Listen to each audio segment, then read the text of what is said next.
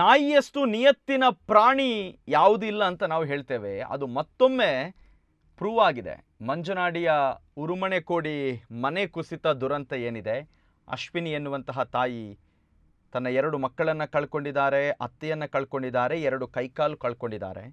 ಈಗ ಗುಡ್ಡ ಕುಸಿತ ಆದ ಭಾಗ ಏನಿದೆ, ಆ ಮನೆ ಸಂಪೂರ್ಣ ನೆಲಸಮ ಆಗಿದೆ. ಮೇನಲ್ಲಿ ಈ ಒಂದು ಘಟನೆ ಆಗಿರುವಂಥದ್ದು ಸರಿಸುಮಾರು ಒಂದು 5 ತಿಂಗಳಾಗಿದೆ. ಮನೆಯವರು ಎಲ್ಲರೂ ಕೂಡ ಬಾಡಿಗೆ ಮನೆಗೆ ಶಿಫ್ಟ್ ಆಗಿದ್ದಾರೆ. ಯಾಕೆಂದರೆ ಪಾಪ ಅಲ್ಲಿ ವಾಸ ಮಾಡೋದಕ್ಕೇ ಸಾಧ್ಯ ಇಲ್ಲ.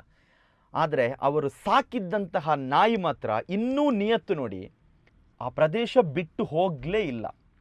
ನಮಗೆ ಇವತ್ತು ಏನು ಅಧಿಕಾರಿಗಳು ಸ್ಪಾಟಿಗೆ ಬರ್ತಾರೆ ಅಂತ ಕೆಮರಾದವರು ಹೋಗಿದ್ದರು, ಅಶ್ವಿನಿಯನ್ನು ಕೂಡ ಕರೆದಿದ್ರು. ಅಶ್ವಿನಿ ಬಂದಿದ್ದಾರೆ, ಆದರೆ ಅಧಿಕಾರಿಗಳು ಬಂದಿಲ್ಲ. ಈ ಸಂದರ್ಭ ಇವತ್ತು ಕ್ಯಾಪ್ಚರ್ ಆಗಿರುವಂತಹ ವಿಡಿಯೋ ಇದು.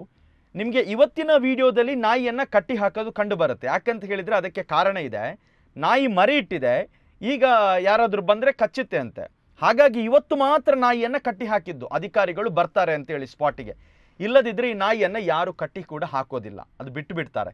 ಬಟ್ ಯಾರೋ ಒಬ್ಬರು ಸ್ಥಳೀಯರು ಬಂದು ಊಟ ತಿಂಡಿ ಎಲ್ಲ ಹಾಕ್ತಾರೆ. ಬಟ್ ಆ ಮನೆ ಬಿದ್ದ ಪ್ರದೇಶ ಅಥವಾ ಏನು ಅದು ಈ ಹಿಂದೆ ಇದ್ದಂತಹ ಜಾಗವನ್ನು ಬಿಟ್ಟು ಹೋಗಲೇ ಇಲ್ಲ ನಾಯಿ, ಇನ್ನೂ ಕೂಡ ಆ ಪ್ರದೇಶದಲ್ಲಿದೆ.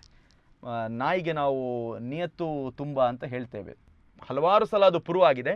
ಮಂಜನಾಡಿಯ ದುರಂತದಲ್ಲೂ ಕೂಡ ಅಶ್ವಿನಿಯವರ ಮನೆಯಲ್ಲಿ ಸಾಕಿದ್ದ ನಾಯಿ ಆ ದುರಂತ ಆಗಿದೆ. ಮನೆಯವರು ಪಾಪ ಆಸ್ಪತ್ರೆಗೆ ಸೇರಿದ್ರು, 2 ಮಕ್ಕಳನ್ನು ಕಳ್ಕೊಂಡ್ರು, ಅತ್ತೆ ತೀರಿ ಹೋಗಿದ್ದಾರೆ. ಅಶ್ವಿನಿದೀಗ 2 ಕಾಲು ಕಟ್ಟಾಗಿದೆ.